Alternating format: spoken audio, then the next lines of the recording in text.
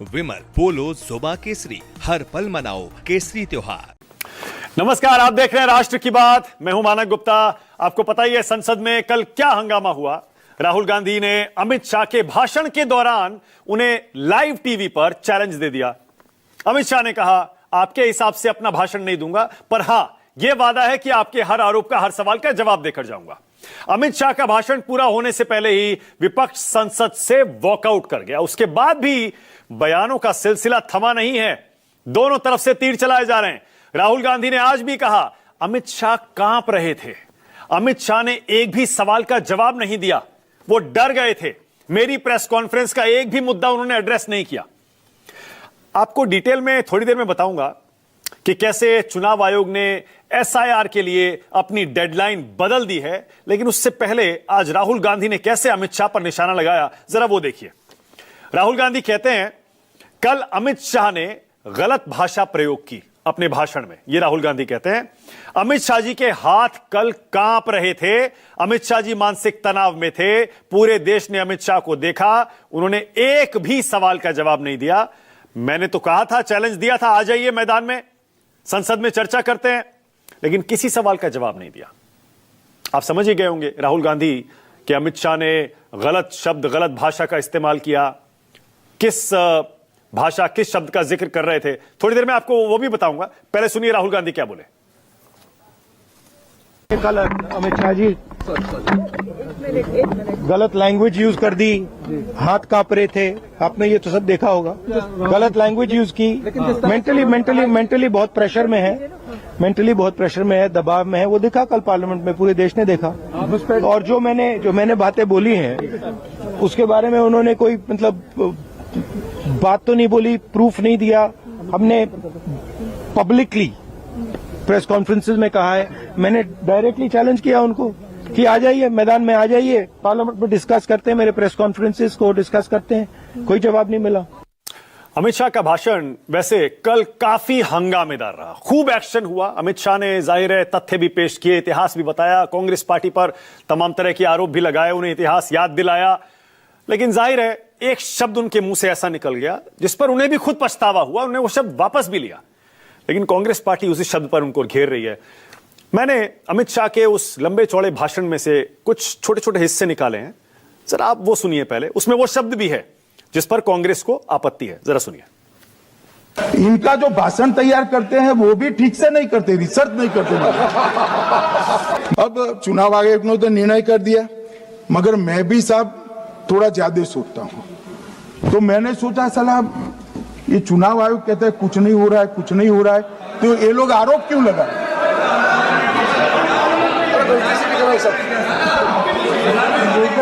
मान्यवर, मेरे शब्द कोई ऐसे हो तो काट दीजिए। काट दिया राहुल जी। मान्यवर, लगभग 63। प्लीज मान्य दादा बीमार हो, मैं समझ रहा हूं, मगर बीमार ज्यादा हो तो घर पे रहा करो, यहाँ सदन का माहौल मत बिगाड़िए। तेलंगाना में हम जीत नहीं पाए, चेन्नई में हम जीत नहीं पाए, बंगाल में भी हम हारे भाई। तो तब तो ये मतदाता सूची बहुत अच्छी होती है, तब से नए कपड़े पहनकर आप शपथ ले लेते हो। राहुल गांधी जी ने 5 नवंबर 2025 को एक प्रेस कॉन्फ्रेंस में परमाणु बम फोड़ा।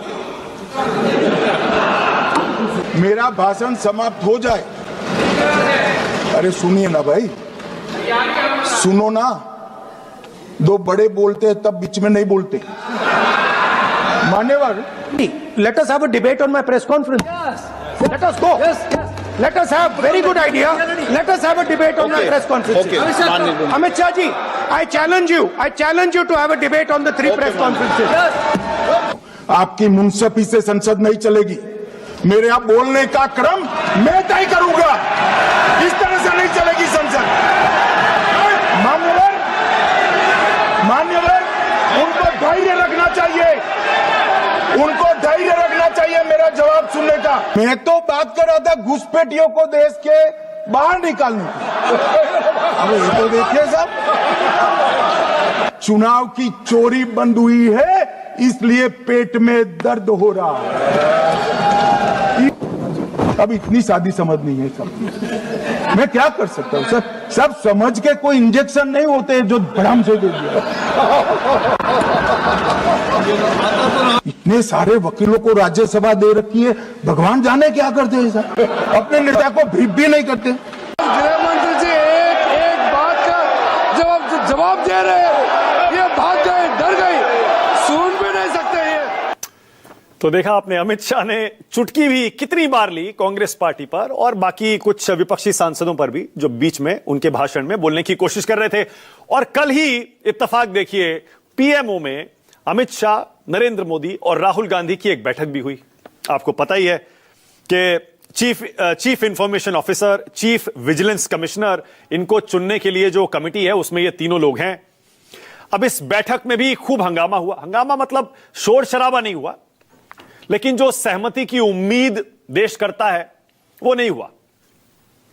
तो सीवीसी और सीआईसी चुनने की इस बैठक में राहुल गांधी ने जो लिस्ट आई थी उम्मीदवारों की, उस पर आपत्ति जता दी। राहुल बोले लिस्ट में एससी, एसटी, ओबीसी नहीं है, ईबीसी और अल्पसंख्यक भी न के बराबर हैं। तो इस बैठक, आपको पता ही है इस तरह की बैठकें होती है तो बंद कमरे में होती है, उनका कोई रिकॉर्ड आमतौर पर बाहर नहीं आता। तो सूत्रों से यही पता चला, राहुल गांधी ने उन नामों पर आपत्ति जता दी। अब आज संसद पर फिर से लौटिए जरा। आज अनुराग ठाकुर सरकार की तरफ से, बीजेपी की तरफ से बोलने खड़े हुए और एक अलग ही मुद्दा उन्होंने उठा दिया। अनुराग ठाकुर बोले संसद में कुछ सांसद ई सिगरेट पीते हैं। उन्होंने ओम बिरला से, स्पीकर साहब से पूछा कि मैं आपसे कुछ पूछना चाहता हूं, क्या यह अलाउड है? टीएमसी के सांसद ई सिगरेट पी रहे हैं, क्या इस तरह का कोई नियम है जो ऐसी परमिशन देता है? क्या बोले अनुराग ठाकुर, जरा पहले आप वो सुनिए। सर, देश भर में ई सिगरेट बैन हो चुकी है, क्या सदन में आपने अलाउ कर दी है? नहीं, कोई मान्य सदस्य को कोई भी सर, सिगरेट को वैसा टीएमसी के सांसद पी रहे हैं सर टीएमसी के सांसद सर कई दिनों से लगातार बैठ के पी रहे हैं सर। कोई भी मान्य टीएमसी के सांसद पी रहे हैं सर नहीं सर, आप चेक करवाइए सर। और एक और अपडेट जो थोड़ी देर पहले आई है वो भी आपको देना जरूरी है कि संसद में एसआईआर पर इतना हंगामा हो रहा है। आखिरकार इलेक्शन कमीशन ने जो 12 राज्यों में एसआईआर चल रही है उसमें कई राज्यों में एसआईआर की डेट को आगे बढ़ा दिया है। ये हटाइए जरा ऊपर से, आंकड़ा ये नहीं है। यूपी में अब जो एन्यूमरेशन फॉर्म जमा करने की आखिरी तारीख है उसे 26 दिसंबर तक बढ़ा दिया गया है। उत्तर प्रदेश में अब 26 दिसंबर तक एन्यूमरेशन फॉर्म जमा किए जा सकते हैं और वोटर की ड्राफ्ट लिस्ट आएगी 31 दिसंबर तक। उसी तरह से गुजरात में 14 दिसंबर तक फॉर्म जमा किए जा सकते हैं और ड्राफ्ट लिस्ट आएगी 19 दिसंबर को। तमिलनाडु में भी 14 दिसंबर तक फॉर्म जमा होंगे और ड्राफ्ट वोटर लिस्ट आएगी 19 दिसंबर को। मध्य प्रदेश में 18 दिसंबर तक फॉर्म जमा किए जा सकते हैं। 23 दिसंबर को वोटर लिस्ट आएगी, ड्राफ्ट वोटर लिस्ट। छत्तीसगढ़ में भी 18 दिसंबर तक फॉर्म जमा किए जा सकेंगे और 23 दिसंबर तक ड्राफ्ट वोटर लिस्ट आएगी। और अंडमान निकोबार में भी 18 दिसंबर तक अब फॉर्म जमा किए जा सकते हैं और 23 दिसंबर को ड्राफ्ट लिस्ट आएगी। आपको पता है पहले 7 तारीख तक की यह डेट थी, फिर उसे एक हफ्ता बढ़ा दिया गया था। अब और बढ़ा दिया है चुनाव आयोग ने। बंगाल में नहीं बढ़ाया है, बाकी राज्यों में और बढ़ा दिया है। चलिए डिबेट शुरू करते हैं। राष्ट्र की बात में आज का सवाल आपकी स्क्रीन पर। मेरा पहला सवाल यही है, राहुल वर्सेस शाह, संसद में कौन कांपा, कौन भागा? और दूसरा, झुक गया चुनाव आयोग, क्यों बदला एसआईआर?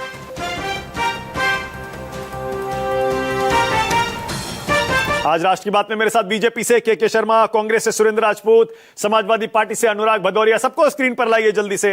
मेरे साथ हर्षवर्धन त्रिपाठी, शीतल सिंह और विजय त्रिवेदी, 3 सीनियर जर्नलिस्ट भी हैं, राजनीतिक विश्लेषक हैं। सभी का स्वागत। सुरेंद्र राजपूत, आपसे शुरू कर रहा हूं। सुरेंद्र भाई,